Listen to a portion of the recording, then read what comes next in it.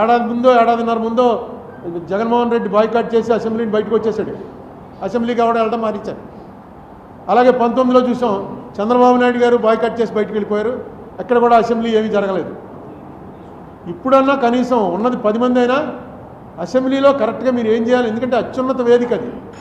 ఏం అడగాలనుకుంటున్నారో ఏం చేయాలనుకుంటున్నారో చేయండి.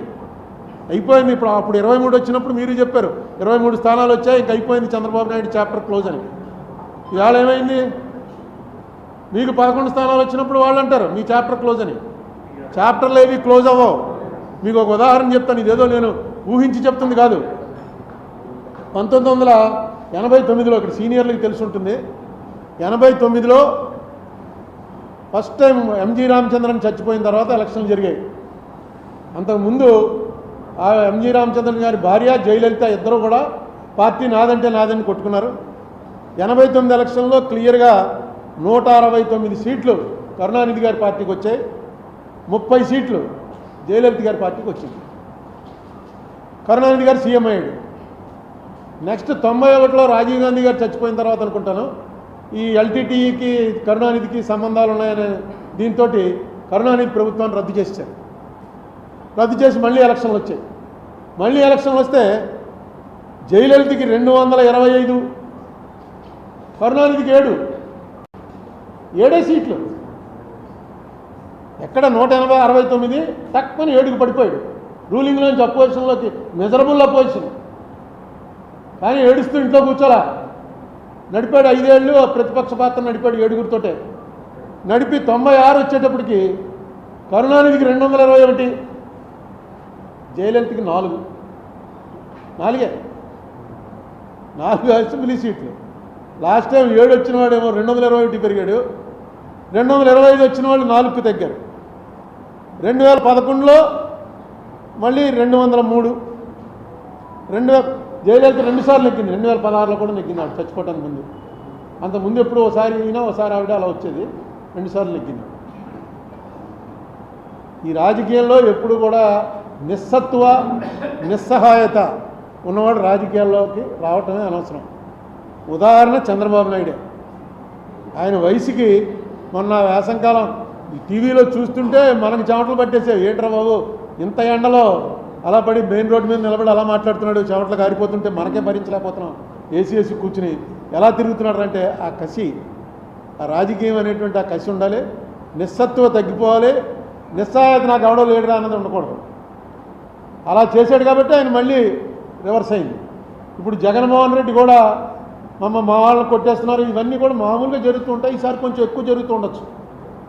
జగన్మోహన్ రెడ్డి దీనికి మైనస్కి ప్రధానమైనటువంటి కారణం ఏంటంటే ఆయన చేసినటువంటి పనులు కక్షతో చేస్తున్నాడు అని మిడిల్ క్లాస్ జనం నమ్మారు.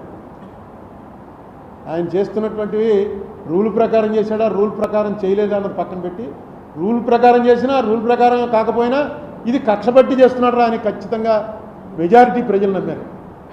ఇంకా ఏ బడుగు బలహీన వర్గాల వాళ్ళు ఓట్లు నీకు వస్తాయనుకున్నావో ఆ బడుగు బలహీన వర్గాల వాళ్ళంతా కూడా రెక్కాడితే కానీ డొక్కాడని జనం.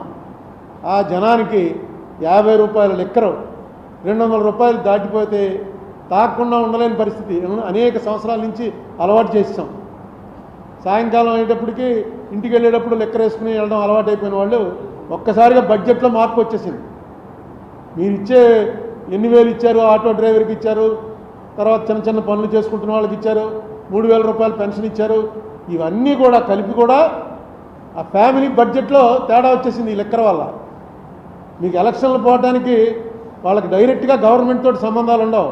లాస్ట్ టైం కన్నా ఈవేళ బాగున్నావా లేదా, ఎవడు ముఖ్యమంత్రి ఎవడు ప్రధానమంత్రి, మామూలు పని చేసుకున్న వాళ్ళకేమీ అది ఉండదు. ఉల్లిపాయ రేటు గురించి ఒక గవర్నమెంట్ పడిపోయింది ఢిల్లీలో. నా బహుశా 77లోనో 80లోనో ఉల్లిపాయ రూపాయి ఉండేది 5 రూపాయలు అయింది. అంతే, వాళ్ళకి ఉల్లిపాయ నిత్యావసర వస్తువు తక్కువని ప్రభుత్వాన్ని దించేశారు.